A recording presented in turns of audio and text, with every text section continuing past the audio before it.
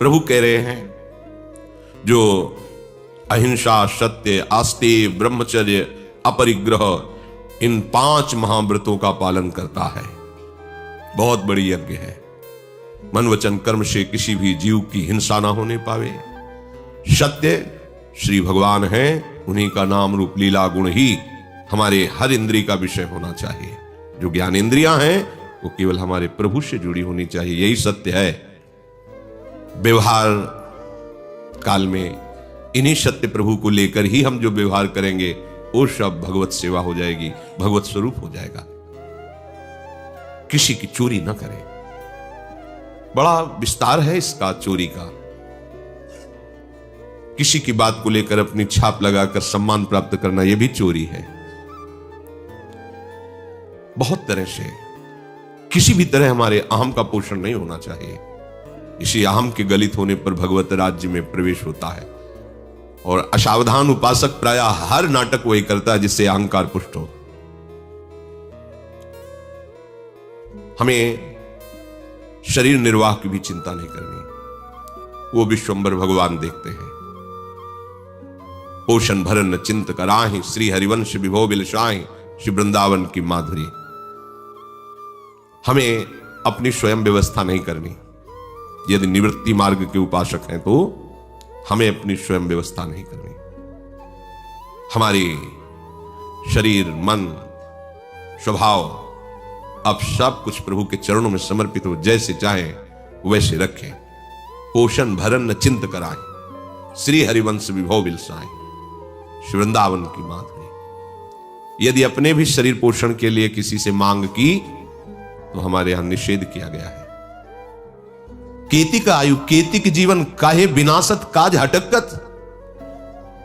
कितना तुम्हारा जीवन है, काहे को तुम दूसरे के आगे देखे मैं जोरे हाथ लटक कर, हाथ जोड़कर हाथ फैलाना। केतिक आयु, कितना जीवन है, क्यों अपने इस परमार्थ के कार्य को नष्ट कर रहे हो मांग करके। प्रभु विश्वंभर है, सबका भरण पोषण करते हैं, फिर आप उनके दास हैं। कोई प्रयास नहीं, पूरा प्रयास प्रभु के चरणारविंद की प्राप्ति का। अब इस शरीर को कैसे वस्त्र देना है, कैसे भोजन देना है, कैसे रखना है, ये उनकी व्यवस्था है। हमारा उसमें किसी भी तरह का कोई भी राग नहीं होना चाहिए, ये उनकी व्यवस्था है। ये शरणागत है, जैसे चाहे वैसे रखें। उपासक को इस बात पर ध्यान देना चाहिए, महाव्रत है, हमें नहीं मांगना, हमें भोग सामग्री का संग्रह नहीं करना।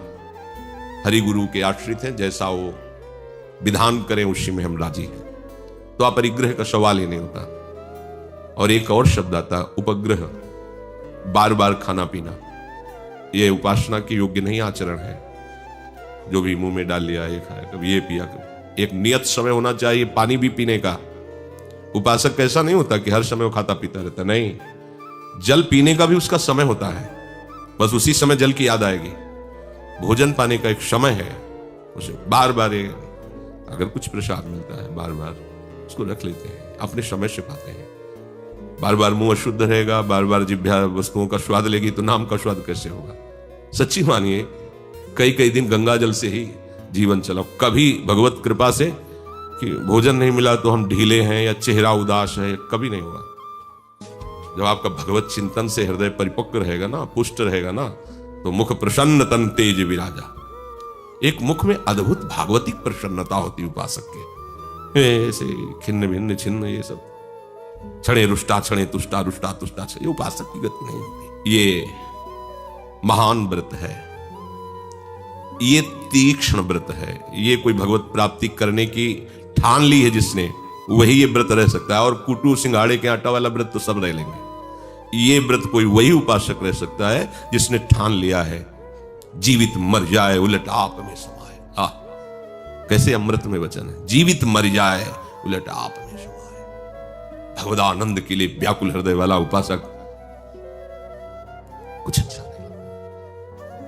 ये स्थिति प्राप्त करने के लिए आपको ऐसे ही आचरण करने पड़ेंगे, ये भगवान के वचन है। एक उपासक के अंदर प्रश्न बना रहता है कि मैं कामी हूं, मैं मलिन हूं, पतित आचरण करने वाला हूं। यह आपको बहुत सुलझी हुई बात बता रहा हूं।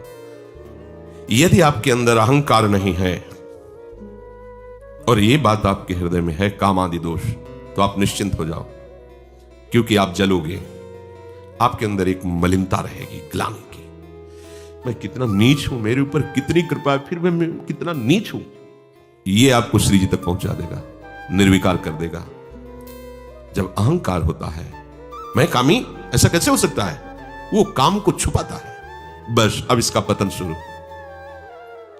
ये समझना होगा। कितना भी तुम्हारा मन मलिन हो, पर स्वीकृति हो इस बात की कि नहीं, मैं नीच हूं, पतित हूं, ये स्वीकृति हो, बस काम बन गया आपका।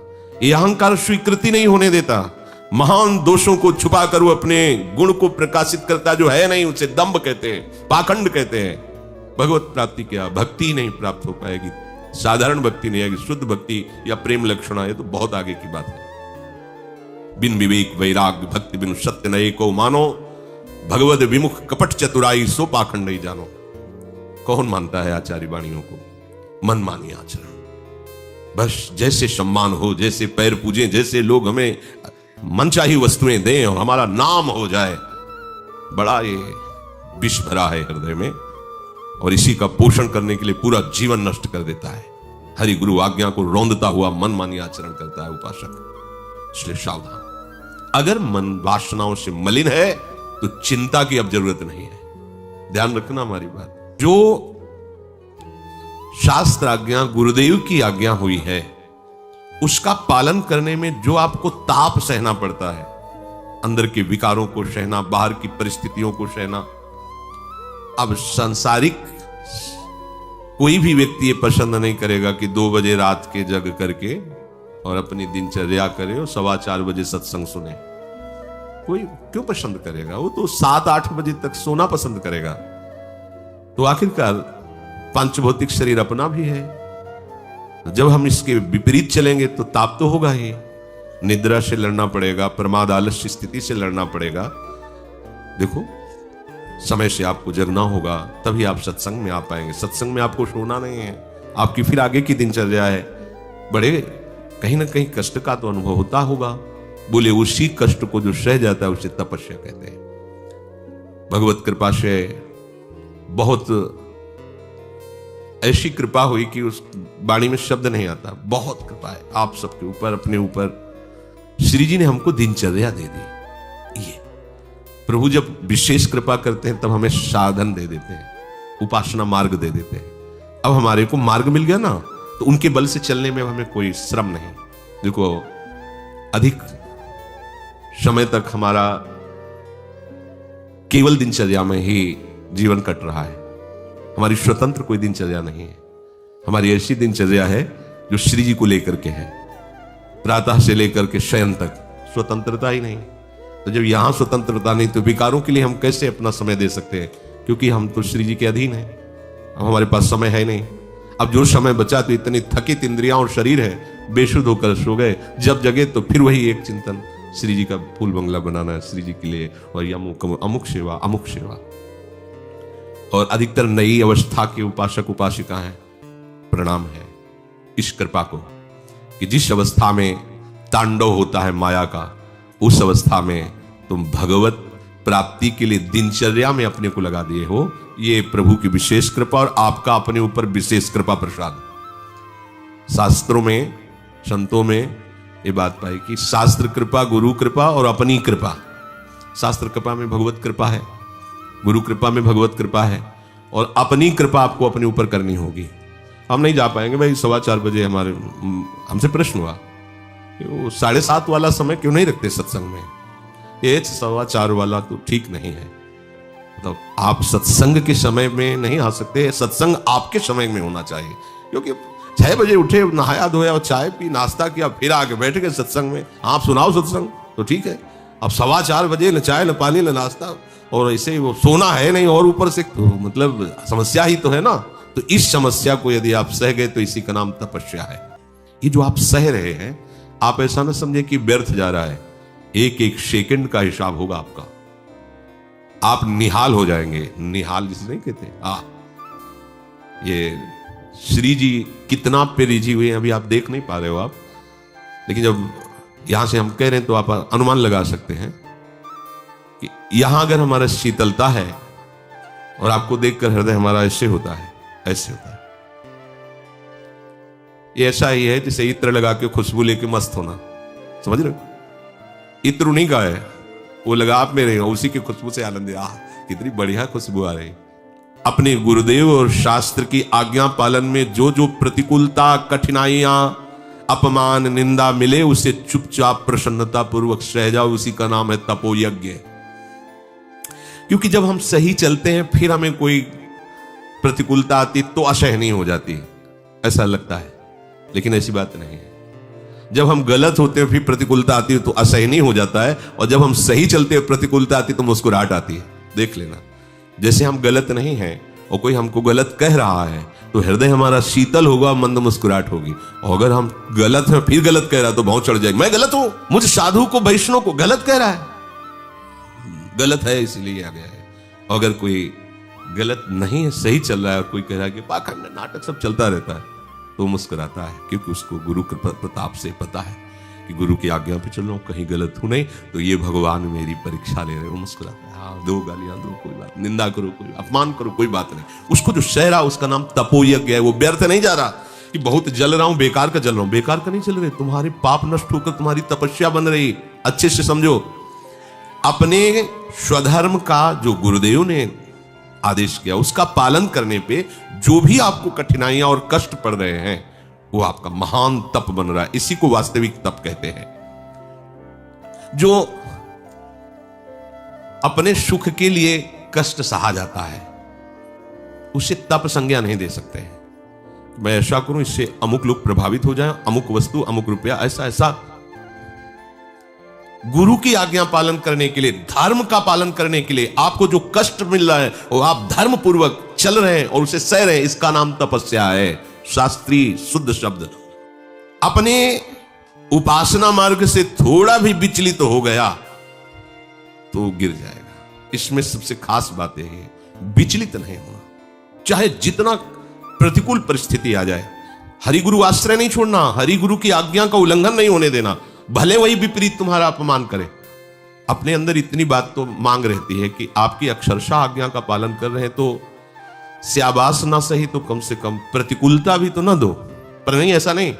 आप जितने अच्छे से चलोगे तो हो सकता है आपके सामने और भारी प्रतिकूलता हो, तो आपको लगेगा कि शाबाशी की तो बात ही दूर रही, यहां तो और प्रतिकूलता है, तो छोड़ो इनकी आज्ञा का पालन। बहुत कर लिया, सालों से कर रहे हैं, इसके बाद फिर नहीं नहीं नहीं, यह आपकी भूमिका बदलने की स्थिति आ रही। चुप शांत, बिल्कुल मौन। अपनी आज्ञा जो गुरुदेव ने दी है अपने लिए, उसको हमें, भले गुरुदेव ही प्रतिकूल व्यवहार कर रहे हैं पर मुझे वैसे ही चलना जैसा उन्होंने आज्ञा दी, वो आगे हृदय से लगा लेंगे। देख लेंगे हमारा अभी तक की पढ़ाई प्रश्न कौन करता है? वही तो करते हैं जो पढ़ाते हैं, और कोई दूसरा प्रश्न थोड़ी करता है। तो हम जिनकी आराधना कर रहे हैं वही तो प्रतिकूलता भेजते हैं। क्या प्रतिकूलता भेजते हैं? वस्तु प्रतिकूल, व्यक्ति प्रतिकूल, घटना प्रतिकूल। आपके सामने वही भेजेंगे, वही व्यक्ति आएगा जो वो भेजा गया चुपचाप। उस समय विवेक काम नहीं करता, हमने तेरा क्या बिगाड़ा, ऐसा क्यों किया, क्या तुम सब उठा पटक देंगे तेरे को, अभी ऐसे अल्लू हो गया। इतनी दिन पढ़े लिखे हो, सत्संग पढ़ रहे हो, तो उठाकर पटकने की बात आई थी क्या कहीं? वो जो सुना उसको तो तुम तो खो दिया, वो प्रयोग करो। अंदर से प्रणाम करते, प्रभु प्रभु करुणा निधान, सामर्थ्य देला। अगर बाहर से प्रतिकूलता दे रहे हो तो देखना हमारा विवेक डगमगा न जाए। नाथ नाथ शांत एकदम निकल जाओगे। साधक प्रसन्नता पूर्वक अपने कर्तव्य पालन पर डटा रहे, पर ऐसा नहीं होता। अनुकूलता में तो चलेगा, प्रतिकूलता में फिर नहीं चलेगा। सालों से आज्ञा पालन कर रहे, मिला क्या? वही अपमान, वही बस प्रतिकूलता। आज तक कभी उन्होंने आदर से नहीं कहा कि शाबाश, नहीं कहेंगे। किसको शाबाश कहें? बल उनका, पदार्थ उनका, कराया उनका, सब कुछ। तो तुम्हें शाबाशी क्यों मिले? तुम्हें क्यों मिले शाबाशी? तुम्हारे अहंकार को तो नष्ट करना है। शाबाशी दे के तुम्हारे रोग को बढ़ाना है क्या? अहंकार को पुष्ट करना है क्या? सच्चा वैद्य कभी कुपथ्य मांगने पर भी रोगी को नहीं देता, ऐसे सच्चे सदगुरुदेव कभी शाबाशी नहीं देते। ध्यान रखना, वो कभी बड़ाई नहीं करेंगे, वो कभी आपका सम्मान नहीं। अगर सम्मान हो रहा है तो कोई त्रुटि है तुमसे, आप समझ लो अभी अपनेपन में कमी है गुरुदेव की, तभी तुम्हें सम्मान मिल रहा है। आपको तुरंत उदास होना चाहिए कि कहीं ना कहीं गुरुदेव के अपनेपन में मेरे में कमी हो गई, तभी गुरुदेव मेरा सम्मान करे। नहीं, आता ही नहीं, हृदय में ही नहीं आता। थोड़ा भी अलगाव सम्मान की मांग हो जाएगी।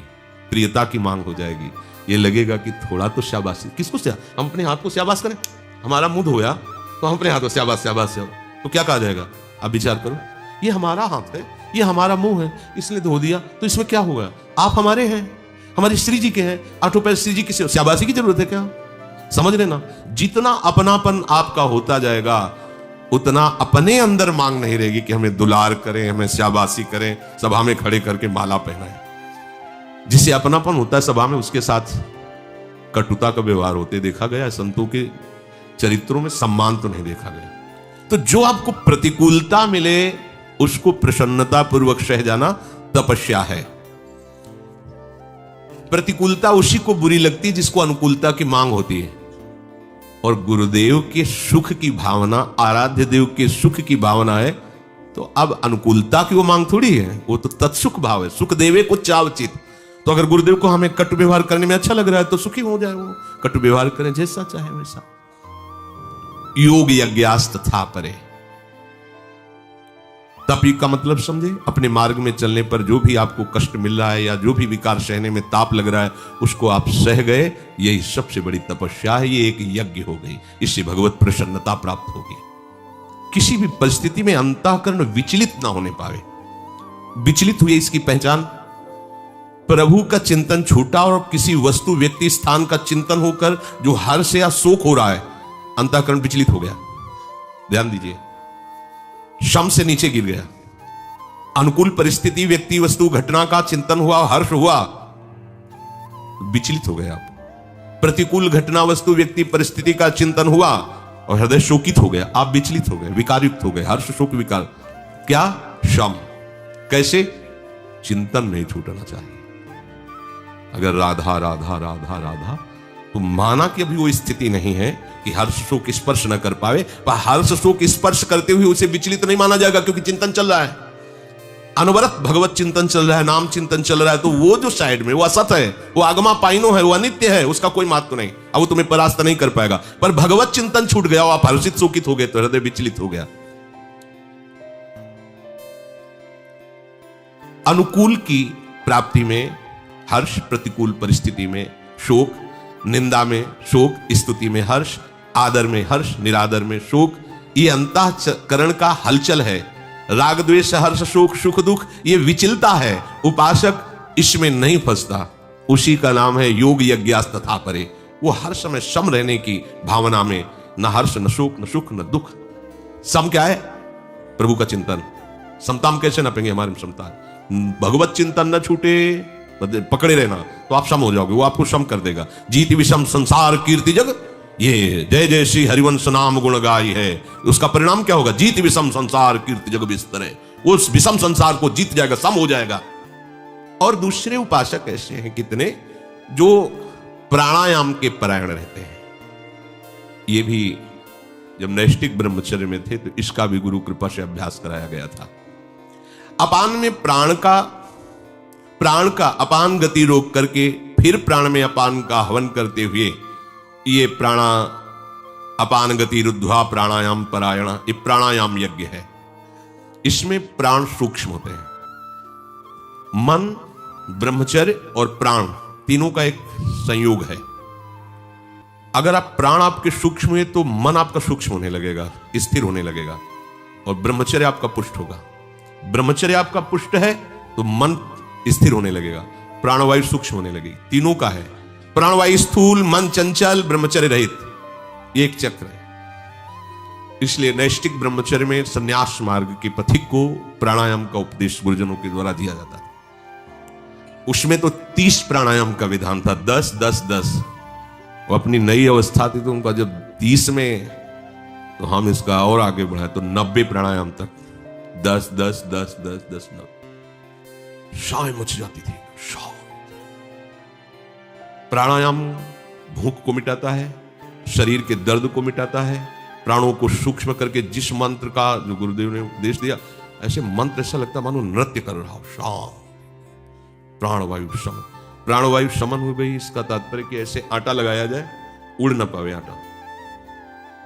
श्वास की गति सुनाई देने की तो बात जाने दो, ऐसे अगर रखा जाए तो उड़ेगा भी नहीं। प्राणवायु इतनी शांत, जहां बैठ गया बैठ, घंटों बिल्कुल एकदम बिल्कुल निश्चेष्ट, ब्रह्मचर्य नहीं है तो प्राणायाम में कदम नहीं रख सकता हो, अगर करता है तो बीमार हो जाएगा, दमा, श्वास, कमर दर्द, टांग दर्द, कई तरह से परेशानियां हो जाएंगी। तो जो इस तरह से पूरक कुंभक रेचक ऐसे करते हैं तो प्राणायाम परायण, वो प्राणायाम रूपी यज्ञ करते हैं। तो इसका भक्ति में क्या स्वरूप है? हम सीधे प्राणवायु की तरफ केवल बात करते हैं। प्राण, अपान, व्यान, उदान, समान सब तुम्हारे पवित्र और सूक्ष्म हो जाएंगे। आराम से बैठ गए, जैसे भी कुर्सी में बैठ जाओ, सोफा में बैठ जाओ, जमीन में बैठ जाओ, जैसी तुम्हारी हालत हो शरीर की, बस आप ध्यान दो कि आपका नाम कितना चल रहा है। आराम से श्वास, कोई पकड़ने पकड़ने की जरूरत नहीं, ये जरूर करना चाहिए, ये इसका हम आदर करते हैं। ऊपर की श्वास खींच रहे, मतलब अंदर वायु भर रहे, तो कितने नाम लिए? अधिक से अधिक और लो। यदि जवान शरीर नहीं है तो आगे वाली बात मत करना। अगर जवान शरीर है, स्वस्थ हैं आप, आपके यंत्र ठीक है, किडनी ठीक है, लीवर ठीक है, दिल ठीक है, तो क्या बस आराम से फिर कितने नाम जप किए, फिर आराम से छोड़ दो, पकड़ने की कोई जरूरत नहीं, अपने आप प्राणवायु आपकी शुद्ध हो जाएगी। अगर आपके शरीर में कोई भी विकार है तो आप खींच सकते हैं और आराम से छोड़ सकते हैं, रोकिएगा नहीं। ये तो कर सकते हैं, कोई भी कर सकते हैं। इसमें अपने भजन की भी वृद्धि होगी और शरीर भी स्वस्थ रहेगा। पकड़ने की जरूरत नहीं, फुसफस करने की जरूरत नहीं। जितने नाम जप सके खींच लिए, फिर छोड़ दिए, आराम से नाम जप करते हुए आप 10 मिनट ऐसे 20 मिनट अभ्यास करें, देखें आपको कितना आनंद आएगा। देख लो, मन आपका शांत हो जाएगा। आप देख लेना, ये अनुभव की बात कहते हैं, देख लेना आपका मन शांत होने लगेगा। जब तक हम किसी महापुरुष का आश्रय नहीं लेते तब तक ये मन स्वेच्छाचार नहीं छोड़ता। ये अनंत जन्मों से भटकने का मुख्य कारण मन का स्वेच्छाचार है। अच्छे से समझ लो, भगवत शास्त्रों का और संतों का जो सानिध्य है वो स्वेच्छाचार को मिटा करके प्रभु की अधीनता स्वीकार कराता है। प्रभु की अधीनता ही परम स्वतंत्रता है। स्वेच्छाचार दिखाई जरूर देता है स्वतंत्रता पर, वो माया की पराधीनता है, मन बुद्धि की पराधीनता है। जो प्रकृति के अधीन है वो नाना प्रकार की वासनाओं में भ्रमित होता रहेगा, और जो प्रभु के अधीन है प्रकृति मां की तरह उसका दुलार करेगी और वो राग रहित होकर अपने स्वरूप में या प्रभु के प्रेम में डूब जाएगा।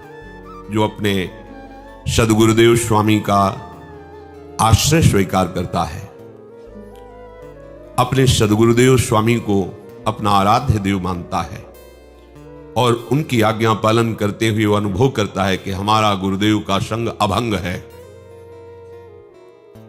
हमारा गुरुदेव का संग नित्य संग है, निरंतर संग है। ये वही उपासक अनुभव कर सकता है जो अध्यात्म नित्या है, विनिवृत्त कामा है। ये कामनाओं का पोषण करने वाले, अहंकार का पोषण करने वाले, मन बुद्धि के अनुसार चलने वाले शिष्य नहीं होते। ये स्वेच्छाचारी मायाकृत आकर्षण में फंसकर अपने जीवन को नष्ट करते हैं और मानते हैं कि हम बड़ी साधना करते हैं। प्रभु कहते हैं जितनी पवित्रता ज्ञान में है उतनी किसी तीर्थ में नहीं और किसी साधना में नहीं। क्यों? ऐसा क्या ज्ञान में है? अगर देहाभिमान रख करके आप गंगा गोदावरी सब तीर्थ की, मैंने ये इतने साल गंगा नहाया, इतने तीर्थ किए, इतना भ्रमण किया, ये व्रत किया, ये तप किया, ये अनुष्ठान किया, शरीर को लेकर के, देहाभिमान को, तो अभी मलिनता ही मलिनता भरी हुई, कोई पवित्रता नहीं आई।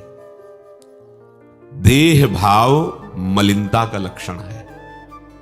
देह भाव में जितने साधन होते हैं वो सब कुछ पापों को नष्ट करते हैं, पर अंदर विराजमान मलिनता, अविद्या, माया, इसका नाश नहीं होता। क्योंकि उपासक जब तक संसार को सत्य और सुखमय मानता है तब तक उसका हृदय मलिन है। क्योंकि भगवान कह रहे हैं दुखालयम अशाश्वतम, ये नाशवान है और ये दुखालय है। और उपासक क्या देख रहा है? सत्य है ये सब, भोग सामग्री, ये मैं तू सब। और कैसा है? बोले सुखमय है। ये मलिनता का लक्षण है। देह संबंधी भोग, देश संबंधी रिश्ते नाते, ये सत्य भास रहे हैं, सुखद भास रहे हैं, ये लक्षण है अंतःकरण आपका मलिन है। जब गुरु कृपा से ज्ञान होता है तो शरीर में अपनापन नहीं रह जाता। जब शरीर में ही अपनापन नहीं तो शरीर के भोगों में अपनापन कैसे हो सकता है, शरीर के संबंधियों में अपनापन कैसे हो सकता है। अब ये शरीर का ही राग गया तो इससे बड़ी पवित्रता और कोई नहीं है। संसार में यज्ञ, दान, तपस्या, पूजा, व्रत, उपवास, जप अनुष्ठान, ध्यान, प्राणायाम, ये जितने साधन हैं और गंगा, यमुना, गोदावरी जितने भी महान तीर्थ हैं सभी पाप को नष्ट करने वाले हैं, पक्का। परंतु भगवान ने यहां कहा नहीं ज्ञानेन सदृशम। पाप होता किससे है? देहाभिमान से। मैं पुरुष हूं, मैं स्त्री हूं। जब ऐसा मैं शरीर भाव में तन्मय होता है तो उसी मैं और शरीर की तन्मयता में कामनाएं प्रकट होती हैं और कामना ही पाप का मूल है। जब कामना अपने हृदय पे समुद्र की भांति छा जाती है तब ये निर्णय खत्म हो जाता है कि जो मैं करने जा रहा हूं ये पाप है या हिंसा है या नाना प्रकार के दुखों में फंसाने वाला कर्म है, ये खत्म हो जाता है। बस वो अपनी उस वासना की पूर्ति के लिए पाप पर पाप करता चला जाता है। तो गंगा, यमुना, गोदावरी और जितने भी साधन है पाप नष्ट करते हैं, लेकिन ये मूल जो देहाभिमान है ये तो ज्ञान से ही नष्ट होगा। जब तक ये ज्ञान नहीं होगा कि मैं शरीर नहीं हूं, मेरा स्वरूप चिदानंद है, इससे अलग है। ये तो मिला है अपने स्वरूप का अनुभव करने के लिए।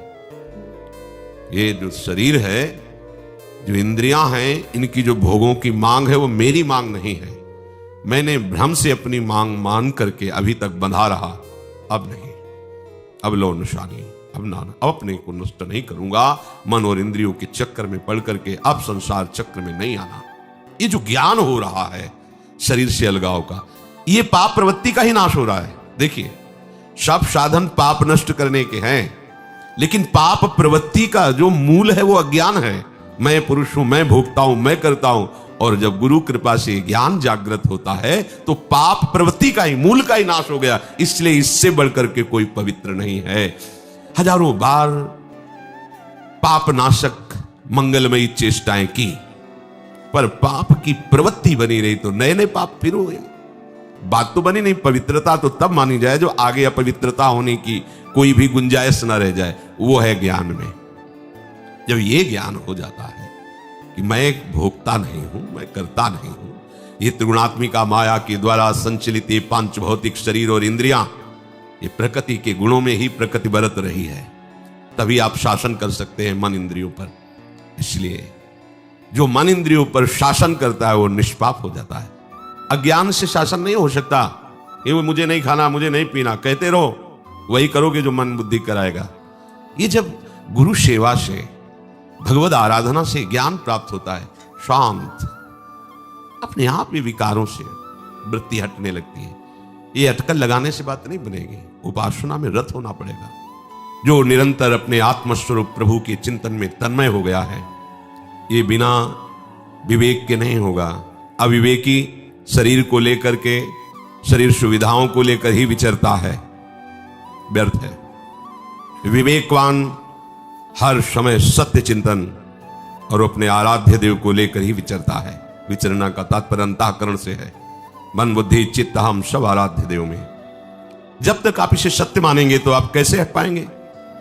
शरीर संबंधों को सत्य मानेंगे, शरीर के भोगों को सत्य मानेंगे, शरीर को सत्य मानेंगे, संसार को सत्य मानेंगे, तो ये मन बुद्धि इसी का चिंतन करेगा। इसी का चिंतन करने से हमारी दुर्गति हुई है। अब अनन्य चेता सततम यो माम विस्मृति नित्यशः तस्याहं सुलभा पार्थ नित्य तक्ष योगिना। अब अनन्य चिंतन प्रभु का होना चाहिए। तो जब तक इसकी सत्यत्व और सुख बुद्धि, महत्व बुद्धि रहेगी, तब तक अनन्य चिंतन प्रभु का हो ही नहीं सकता। इसलिए ये ज्ञान होना तो अत्यंत आवश्यक है। उमा कहूं मैं अनुभव अपना, सत हरि भजन जगत सब सपना। सब ये स्वप्निक है, न पहले था न बाद में रहेगा, बीच में भास रहा है। जैसे स्वप्न न पहले था न बाद में रहेगा, केवल बीच में भासता है। जगे तो नहीं, और जब सोने की स्थिति में थे तो नहीं था, वो बीच में केवल भास रहा है। ऐसे ये स्वाप्निक जगत है।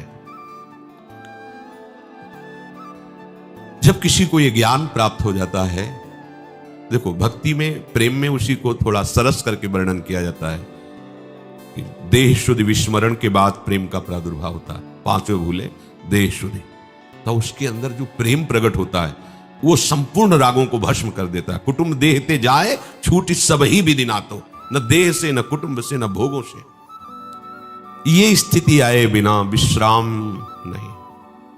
अगर आप कहीं भी मनोरंजन करने लगे तो बहुत सी वाटिकाएं हैं जिसमें जीवन व्यतीत हो जाएंगे, आप हट नहीं पाएंगे। ये बहुत विचित्र माया का आकर्षण है। रोज भोगो, रोज खाओ पियो, रोज देखो, फिर भी तृष्णा चैन नहीं लेने देती। ये ऐसी मायाकृत आकर्षण वृत्तियां हैं। अगर उपासक हट करके नहीं हटेगा तो पूरे जीवन भर लगा रहे, कुछ अनुभव नहीं होना। ये मायाकृत मनोरंजन कभी समाप्त होने वाला नहीं। इसी में फंस करके हम अनंत जन्म व्यतीत कर दे। अब मनोरंजन नहीं, अब मन का भंजन करके हाँ प्रभु के चरणारविंद का चिंतन करना है। जो आपको ज्ञान प्राप्त हुआ है उस पर तत्पर हो गए। तत्पर होने का असत भोगों से अपनी इंद्रियों को संयम में कर लिया। यही है, आपको कुछ मिल रहा है परमार्थ का, अध्यात्म का, उसकी पहचान है। जो मिल रहा है तत्परा, उसमें आप तत्परायण, उसके परायण हो गए तो परिणाम क्या होगा? संयतेन्द्रिया, इंद्रियों का संयमन प्रारंभ हो गया। ये नहीं जो चाह देख लिया, जो चाह सुन लिया, जो चाह खा लिया, जो चाह भोग लिया, ऐसा नहीं होता।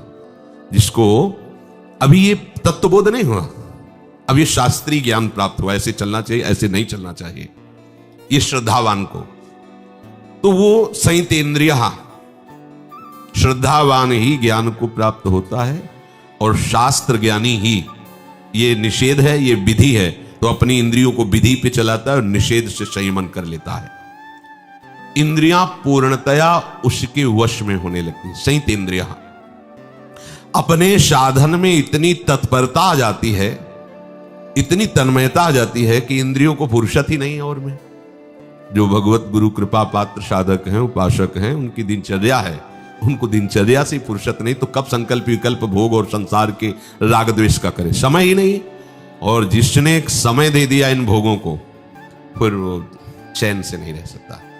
ये अशांति पैदा करने वाले, दुख देने वाले, कामना की भारी जलन पैदा करने वाले भोग कभी किसी को तृप्ति का अनुभव नहीं होने दिया। संयतेन्द्रिया, अगर कोई सुख को प्राप्त हुआ है तो अपनी इंद्रियों का संयमन, वही परमार्थ का प्रतीक है। उसे सत्संग का लाभ मिला, उसे शास्त्र स्वाध्याय का लाभ मिला, जो श्रद्धावान है, और उस लाभ का स्वरूप है इंद्रियों का विषयों से हटाना। जब तक शरीर के संबंध से सुख लेने की इच्छा है तब तक साधन में तत्परता नहीं हो सकती। साधन में तत्परता नहीं तो इंद्रियां बस में नहीं हो सकती, और इंद्रियां बस में नहीं तो हाथ कुछ पड़ा नहीं। चाहे आप 50 वर्ष से साधना कर रहे हो, चाहे 50 जन्म से कर रहे हो, बात समझ लो।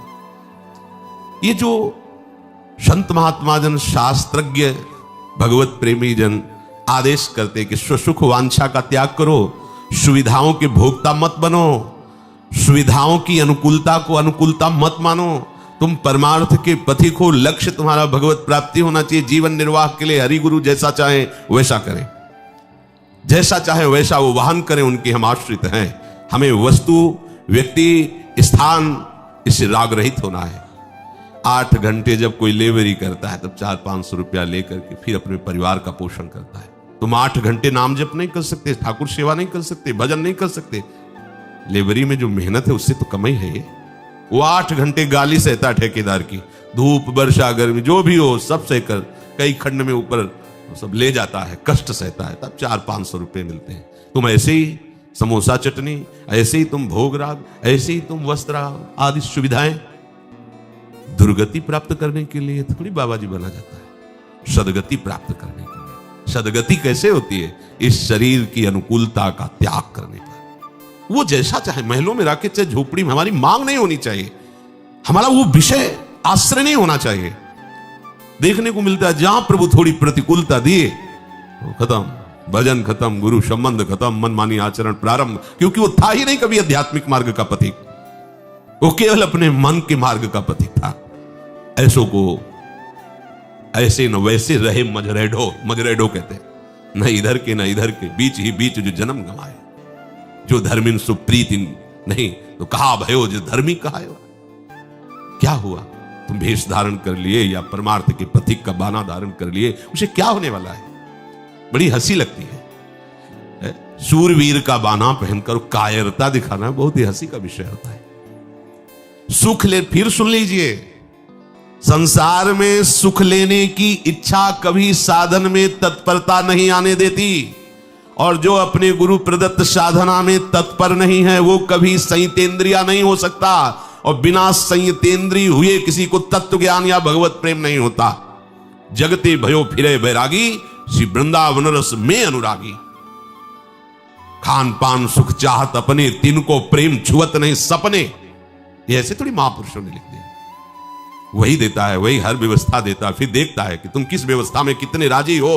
और जब देखा कि विषय हो कि तुम अनुकूलता में मुस्कुरा दिए तो हटाओ सब विषय, अब दिखाओ मुस्कुराहट तुम अपनी, हटाओ सब सुविधाएं, अब दिखाओ तुम मुस्कुराहट। तुम परमार्थ के पति को अनुकूलता में मुस्कुराहट नहीं होनी चाहिए, प्रतिकूलता में तुम्हारा मुंह ही लगना नहीं चाहिए, शोक मग्न नहीं होना चाहिए। परमार्थ के पति को तुम्हारा लक्ष्य क्या है? बस यही कसौटी में जब कस गया तो फिर सोना आभूषण बनने के योग्य हो गया। जब भगवत आश्रित होकर भजन करो, प्रभु को जीवन समर्पित, तो त्रिभुवन का वैभव भी उसके सामने कुछ नहीं। एक राधा नाम के सामने क्या त्रिभुवन का वैभव हो सकता है कि ये जीवन भर भजन किए कोई फल मिल गया? कुछ नहीं। त्रिभुवन की बादशाही भी उसके लिए घास के समान है, कोई उसकी कीमत है क्या? अगर आपका लक्ष्य भगवत प्राप्ति नहीं, केवल वेश धारण किए सुख सुविधा के लिए, भूल जाओ और मेहनत करो, माता पिता की सेवा करो, धर्म से चलो, तो हो सकता है तुम्हारा उद्धार हो जाए। लेकिन इस मार्ग का अनुसरण करके मनमानी आचरण, केवल इंद्रियजन्य सुखों के भोग, तो ऐसे पापाचरण बनेंगे जो तुम्हें भोगने ही पड़ेंगे, तुम्हारी दुर्गति का कारण बन जाएगा। जब भगवत प्राप्ति का लक्ष्य बन जाता है और प्रभु में तन्मयता होती, तो सारे ऋण मुक्त हो जाते हैं। एकादशी स्कंद में भगवान स्वयं कहते हैं वो देव ऋण, पितृ ऋण, मातृ ऋण, ऋषि ऋण, सब ऋण से ऋण हो जाता है। नहीं तो विचार करो, जिस माता पिता ने शरीर का पालन पोषण किया, अब वो वृद्ध हैं, उनको जरूरत है इस शरीर की सेवा की, और हम उसका त्याग करके बाबा जी बने बैठे। किसके लिए?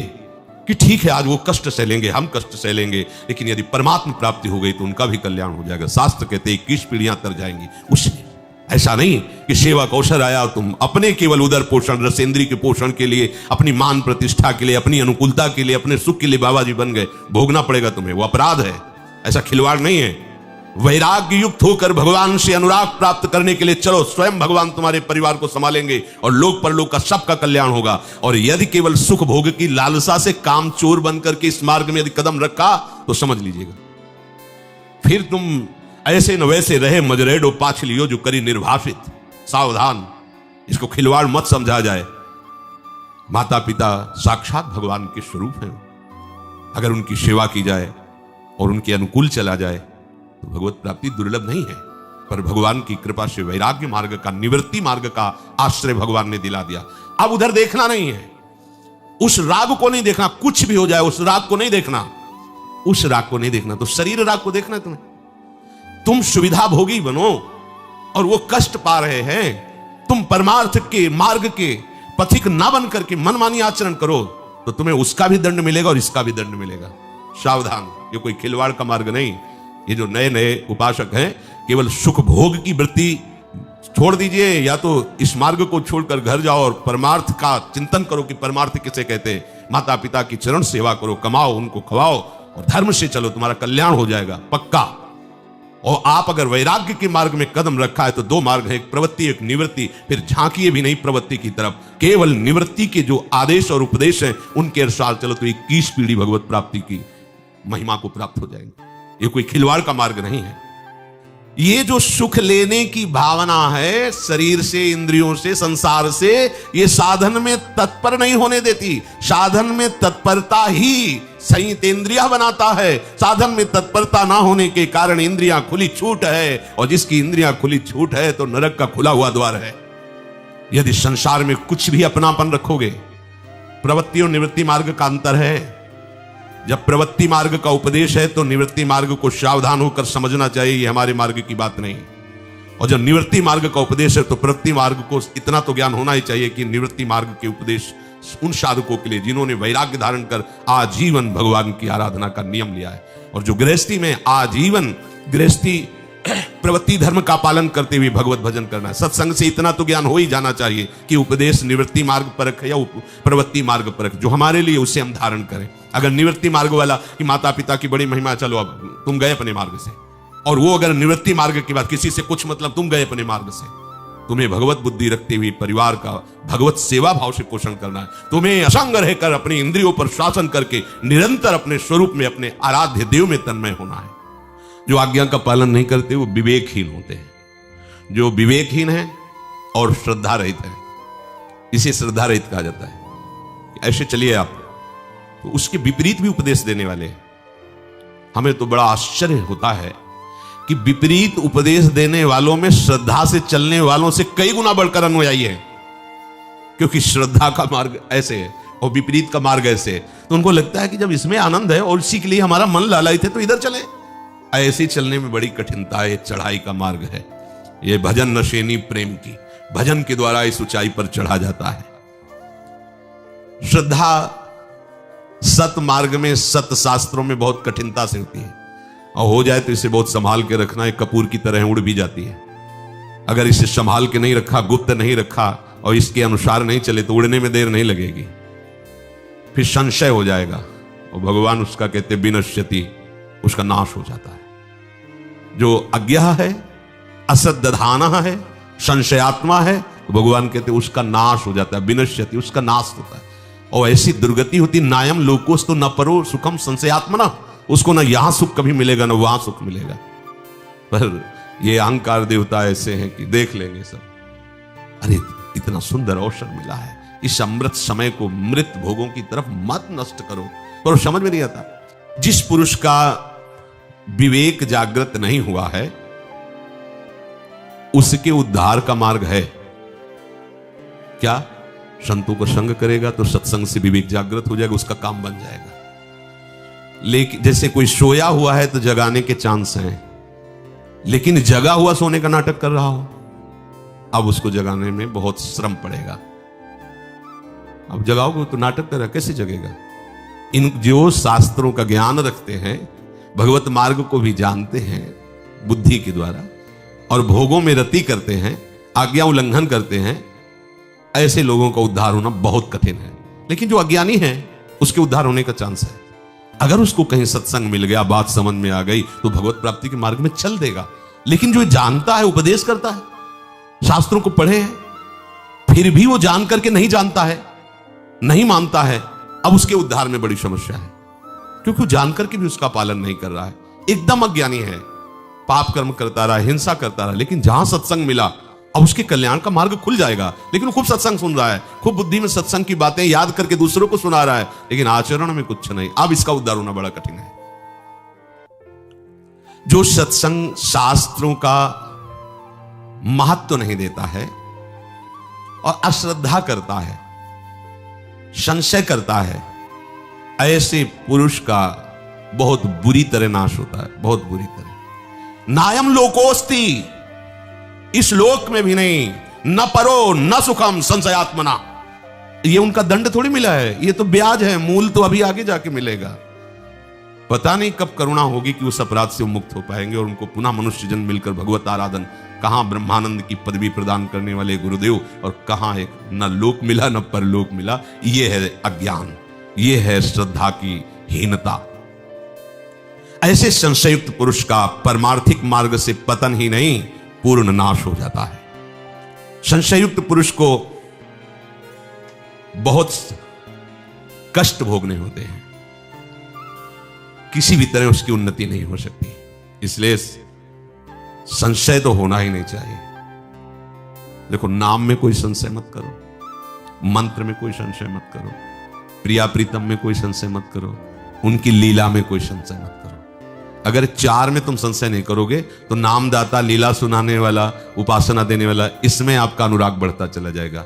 और अगर इसमें आप रति नहीं किए तो फिर वहां संशय हो जाएगा। बात पकड़ लेना।